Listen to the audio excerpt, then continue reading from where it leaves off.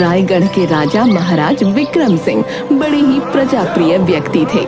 वो हमेशा अपने प्रजा का ध्यान एक पिता की तरह रखते थे और अक्सर अपने मंत्री के साथ भेष बदलकर अपनी प्रजा का हाल जानने निकल पड़ते थे। एक दिन महाराज मंत्री से, मंत्री जी, कई दिन हो गए हैं हमने नगर यात्रा नहीं की। आज चलकर देखते हैं कि नगर के क्या हाल हैं और हमारी प्रजा कैसी है। वो सुखी है या दुखी है, उन्हें कोई तकलीफ तो नहीं है। जी महाराज, चलते हैं। दोनों अपना रंग रूप बदलकर महल से निकल पड़ते हैं। चलते चलते दोनों नगर की उस बस्ती में पहुंच गए जहां पर राजा के नगर के सबसे गरीब लोग रहते थे। वहां एक घर के बाहर, मंत्री जी, ये गाना गाने की और हंसने की आवाज क्या आपने भी सुनी? जी महाराज, ये आवाज तो इस घर के अंदर से ही आ रही है। चलिए उस खिड़की से घर के अंदर देखते हैं। दोनों घर की खिड़की से छुपकर अंदर की तरफ देखते हैं। वहाँ एक पति पत्नी भगवान की प्रार्थना कर रहे होते हैं। मंत्री जी, इन्हें देखकर तो लगता है कि ये काफी गरीब दंपत्ति हैं और उनके घर की दशा देखकर ये भी समझ आता है कि जीवन बड़ी मुश्किल से चल रहा है। फिर भी ये दोनों कितने प्रसन्न हैं। बिल्कुल सत्य कह रहे हैं महाराज, मैं भी यही सोच रहा हूं। भला इन्हें किस चीज की प्रसन्नता है? तभी मंत्री के पैर से खिड़की के बाहर रखी ईंटों की ढेर गिरती है, जिससे आवाज हो जाती है। घर के अंदर से आवाज आती है, कौन है? कौन है वहां? हम एक यात्री हैं और यहाँ से गुजर रहे थे।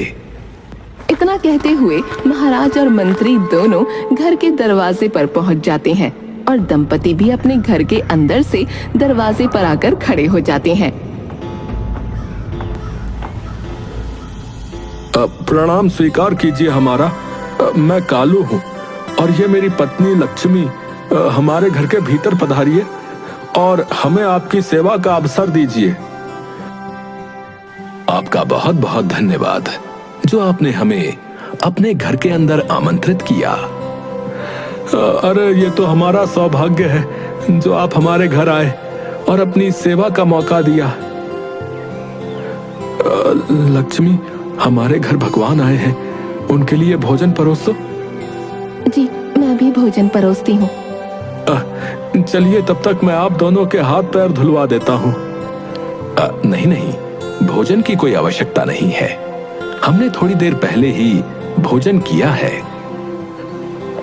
द्वार पर आया हुआ अतिथि सदा भगवान के समान होता है और हम अपने भगवान को अपने द्वार से भूखा कैसे जाने देंगे? महाराज कालू का भाव देखकर आश्चर्यचकित थे, क्योंकि उसे झोपड़ी के अंदर की स्थिति को देखकर ये साफ पता चल रहा था कि हरि और उसकी पत्नी के पास कुछ भी नहीं है। फिर भी कालू इतने खुले दिल से महाराज और मंत्री को भोजन के लिए आमंत्रित कर रहा था। आप क्या कार्य करते हैं और आप दोनों के घर में सुकून का माहौल है? मैं एक मोची हूँ और लोगों के जूते चप्पल सिलता हूँ और जो पैसे मिलते हैं उससे रात का भोजन खरीद लेता हूँ। यदि आपको किसी दिन बिल्कुल भी पैसे ना मिले तो आप अपने भोजन की व्यवस्था कैसे करेंगे? मैंने इस बारे में कभी नहीं सोचा और ना ही सोचना चाहता हूँ। तभी लक्ष्मी घर में जो कुछ भी था वो परोस कर ले आती है।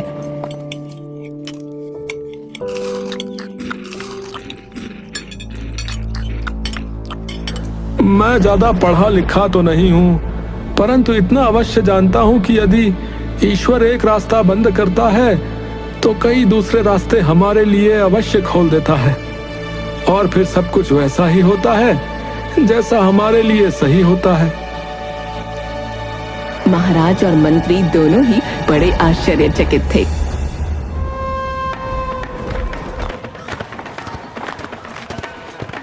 महाराज मंत्री से, मंत्री जी, मुझे इस व्यक्ति से मिलकर बड़ा अजीब लग रहा है। हाँ महाराज, मैं भी इसकी बातों को समझ नहीं पा रहा। यह व्यक्ति अवश्य झूठ बोल रहा है। इसके पास कोई छुपा हुआ धन है। धन का तो मुझे नहीं पता, परंतु उसके घर में एक अलग सा सुकून था, शांति थी, और उन दोनों के चेहरों को देखकर लग रहा था कि वो अपने जीवन से संतुष्ट हैं। जी जी महाराज, बड़ा ही अजीब व्यक्ति है ये। मैं इस व्यक्ति के ईश्वर के प्रति विश्वास की परीक्षा लेना चाहता हूं, परंतु इस बात का ध्यान रखिएगा, किसी तरह की कोई हानि नहीं होनी चाहिए। ठीक है महाराज, जैसा आपका आदेश। अगली सुबह महाराज राज्यसभा में मंत्री से, मंत्री जी, पूरे नगर में यह आदेश दे दिया जाए कि कोई भी व्यक्ति सड़क पर जूते और चप्पलों की मरम्मत नहीं कर सकता है। जो आदेश महाराज। थोड़ी देर में पूरे नगर में खबर फैल गई। ये कैसा आदेश दे दिया महाराज ने? यदि हमारे जैसे और भी लोग सड़क पर जूते और चप्पलों की मरम्मत नहीं करेंगे तो हमारा घर कैसे चलेगा? हमारी रोजी रोटी कैसे चलेगी? लक्ष्मी, धैर्य रखो और बिल्कुल भी फिक्र मत करो। हमारे जीवन में पहले भी तो समस्याएं आई हैं। क्या हमें उन समस्याओं का समाधान नहीं मिला है? बताओ। मिला है, परंतु इस बार तो ये समस्या बहुत बड़ी लगती है। बिल्कुल फिक्र मत करो, सब कुछ ठीक वैसा ही होगा जैसे सब कुछ होना चाहिए। कालू नगर में इधर उधर कुछ काम की तलाश करने लगा। तभी उसे प्यास लगी। उसने देखा कि एक आदमी चौराहे पर बैठा लोगों को मटके से पानी पिला रहा था और लोग उसे कुछ पैसे दे रहे थे। कालू उस व्यक्ति के पास जाकर, भाई, क्या मैं आपसे एक प्रश्न पूछ सकता हूँ? हाँ हाँ, जरूर पूछिए। क्या पूछना चाहते हैं आप? क्या पानी बेचकर भी पैसे कमाए जाते हैं? जरूर कमाए जाते हैं। देखिए, मैं आपके सामने जीता जागता उदाहरण हूँ। कालू तुरंत अपने घर वापस जाता है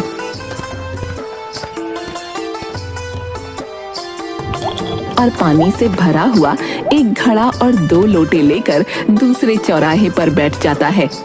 उसके पास भी लोग पानी पीने आने लगे और शाम होते होते उसके घड़े का पानी समाप्त हो जाता है और उसके पास भोजन खरीदने के लिए पैसे इकट्ठे हो जाते हैं।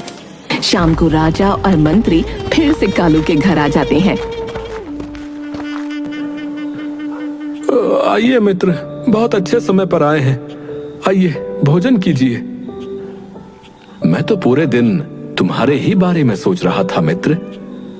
मुझे तुम्हारी बड़ी फिक्र हो रही थी, क्योंकि राजा ने मोचियों के लिए अजीब सा एक फरमान जो जारी कर दिया। भला बताओ, अगर मोची सड़क पर जूते चप्पल नहीं बनाएगा तो कहां बनाएगा? जरूर राजा ने कुछ अच्छा ही सोचकर ऐसा आदेश दिया होगा। मुझे तो लग रहा था कि तुम कहीं और चले गए होगे, क्योंकि अगर तुम जूते चप्पल नहीं सिल पाओगे तो क्या करोगे? भोजन कैसे खरीदोगे? मित्र, ऐसा बिल्कुल भी नहीं है। मुझे मेरे ईश्वर पर भरोसा है। उन्होंने मुझे आज भी भूखा नहीं रखा। आप भी हमारे साथ भोजन कीजिए। भोजन? परंतु कल तो तुमने कहा था कि तुम दिन में जो कमाते हो उन पैसों से शाम का भोजन खरीदते हो। मैंने आपसे सत्य कहा था। अब मैं पानी बेचता हूँ और पानी बेचकर मुझे जो पैसा मिला उससे आज का भोजन खरीदा है। महाराज और मंत्री एक दूसरे का मुंह देखने लगते हैं और भोजन करने बैठ जाते हैं। वैसे तो ये मेहनत का काम है और इस काम में पैसे भी कमा रहा हूँ, परंतु कोई बात नहीं, मैं संतुष्ट हूँ, क्योंकि इन पैसों से हमारी जरूरतें पूरी हो जाएंगी। भोजन के बाद महाराज और मंत्री वहाँ से बाहर निकलते हैं। मुझे लगता है कि ये परीक्षा पर्याप्त नहीं थी। मुझे कालू की कोई और परीक्षा लेनी होगी। जी जी महाराज, परंतु अब आप उसकी कौन सी परीक्षा लेंगे?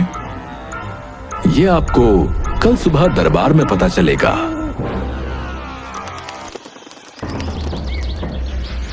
दूसरे दिन दरबार में महाराज फिर से एक नया आदेश देते हैं। मंत्री जी, नगर में आदेश जारी करवा दिया जाए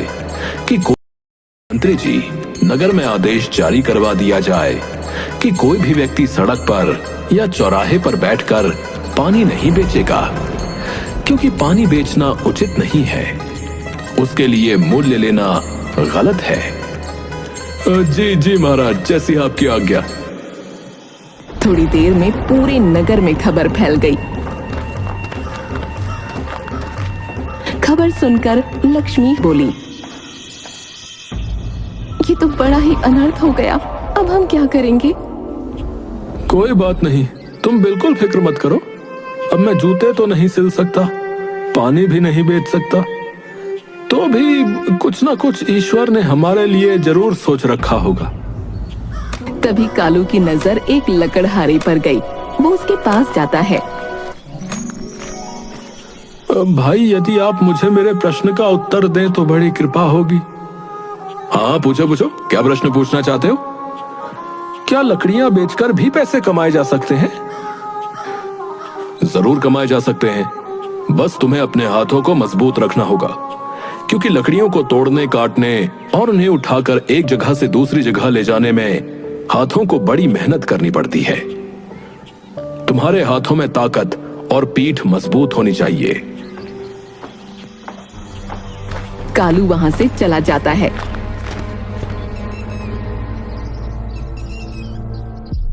और रात के वक्त राजा और मंत्री फिर से कालू के घर पहुंच जाते हैं। कालू, तुम कैसे हो? मैंने आज फिर से राजा का एक नया फरमान सुना और फिर से मुझे तुम्हारी फिक्र हुई। अब तुम क्या करोगे? मुझे कोई फिक्र नहीं है, मैं पहले की तरह ही संतुष्ट हूं। संतुष्ट हो? मैं समझा नहीं। तुम्हारे भोजन की व्यवस्था कैसे होगी? तुमने तो अपने भविष्य के लिए कुछ भी नहीं जोड़ रखा है। मैंने एक नया व्यवसाय शुरू किया है। नया व्यवसाय? कैसा नया व्यवसाय? मैंने लकड़ियां काटकर बेचना शुरू किया है और उसमें मुझे अच्छा पैसा मिल रहा है। काफी कुछ बदल गया है जीवन में, परंतु सब कुछ ठीक है। मैंने दिन भर लकड़ी काटकर इकट्ठा करके शाम को बाजार में बेच दिया और जो पैसा मिला उससे चावल और खाने की अन्य सामग्री ले आया। राजा को बड़ा आश्चर्य हुआ और वो बिना भोजन किए ही कालू से विदा लेकर निकल जाते हैं। महाराज मंत्री से,